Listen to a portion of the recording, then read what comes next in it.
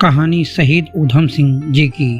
कैसे एक वीर क्रूर जनरल डायर को मारने के लिए मतवाला हो जाता है। जीवन का एकमात्र उद्देश्य यही होता है कि उस क्रूर जनरल को कैसे मारा जाए। जलियांवाला बाग हत्याकांड ऐसा नरसंहार जिसमें हजारों मासूमों की जान ले ली गई थी, जिसमें बच्चे, बूढ़े, महिलाएं सभी पर गोलियां बरसा दी गई थी।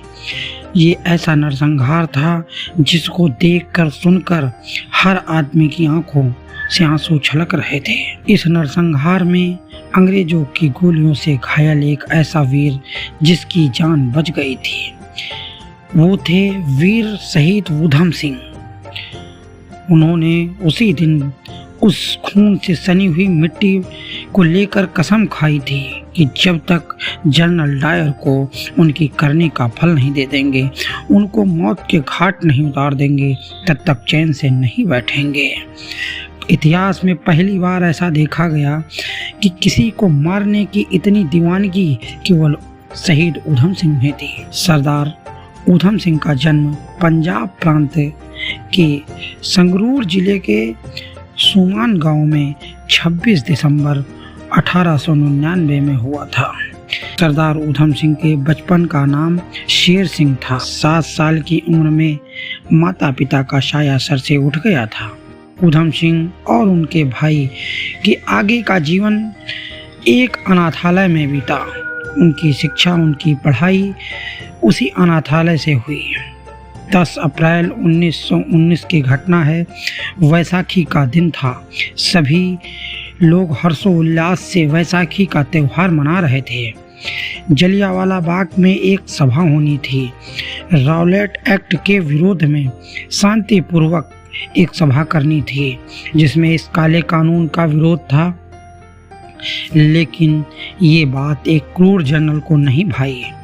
वो चुपचाप वहां अपने पुलिस दल के साथ इकट्ठा हो गया और उन निरपराध लोगों पर गोलियां बरसा दी, जिसमें हजारों मासूमों की जान चली गई। इस घटना की जांच तत्कालीन गवर्नर माइकल ओ डायर ने की थी, जिसकी रिपोर्ट में ये बताया गया था कि जनरल डायर द्वारा जो किया गया है वो सही किया गया है और जनरल डायर को उन्होंने क्लीन चिट दे दी थी।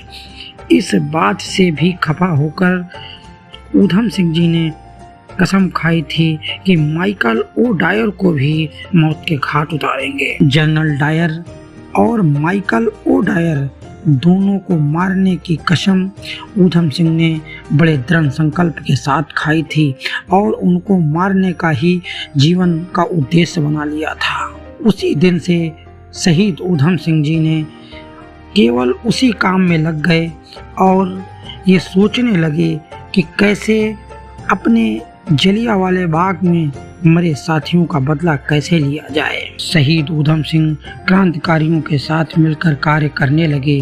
कई बार वो जेल भी गए। जेल से रिहा होने के बाद बढ़ई का कार्य करने लगे। थोड़े थोड़े पैसा जमा करके उन्होंने पासपोर्ट बनवाया और उसके बाद सीधा लंदन चले गए। 1927 को जनरल डायर की बीमारी के कारण मौत हो गई थी। अब केवल माइकल ओ डायर बचा था, जो लंदन में ही रह रहा था, क्योंकि जलियांवाले बाग की घटना के बाद जनरल ओ डायर को लंदन भेज दिया गया था और वो दोबारा हिंदुस्तान नहीं आया था। इसीलिए शहीद ऊधम सिंह को लंदन जाना पड़ा था। लंदन जाने के बाद एक इंजीनियर की नौकरी की, वहाँ पे थोड़े थोड़े पैसा इकट्ठा किए। कुछ समय बाद उन्होंने एक सिपाही से रिवॉल्वर खरीदी। 13 मार्च 1940 को माइकल ओ डायर लंदन में कैस्टन हॉल में एक बैठक में बोलने वाला था। उसी हॉल में ऊधम सिंह भी पहुँचे थे। एक किताब में उन्होंने अपनी रिवॉल्वर को छिपा लिया था। रिवॉल्वर के ही आकार में उन्होंने किताब के पन्नों को काट लिया था, जिससे किताब के बीच में रिवॉल्वर नहीं दिख रही थी। शहीद ऊधम सिंह आगे वाली ही पंक्ति में बैठे हुए थे। जैसे माइकल ओ डायर का भाषण समाप्त हुआ, वो जाने लगे तो उन्होंने आवाज दिया, ओ डायर सुन, जैसे ही उसने ऊधम सिंह की तरफ देखा, उन्होंने तुरंत 2 फायर कर दिए। पहली गोली उनके फेफड़ों को चीरते हुए निकल गई, दूसरी गोली उनके दिल में जा धंसी। 2 गोली पड़ते ही माइकल ओडायर वहीं पे गिर गया और सीधे परलोक सिधार गया। शहीद ऊधम सिंह वहां से भागे नहीं, उन्होंने अपनी गिरफ्तारी दी और ये बताया कि उन्होंने जलियांवाला बाग हत्याकांड का बदला ले लिया है।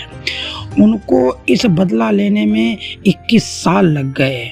इतनी बड़ी तपस्या, इतना बड़ा संकल्प किसी इतिहास में दूसरे व्यक्ति ने नहीं किया था। 31 जुलाई 1940 को शहीद ऊधम सिंह को फांसी दे दी गई थी। हमारे ऊधम सिंह जी ऐसे वीर थे। शहीद ऊधम सिंह को सत नमन। दोस्तों, अगर शहीद ऊधम सिंह की कहानी आप लोगों को अच्छी लगी हो तो मेरे चैनल को सब्सक्राइब करिए, बेल आइकन अवश्य प्रेस करिए। भारत माता की जय। जय हिंद, जय भारत।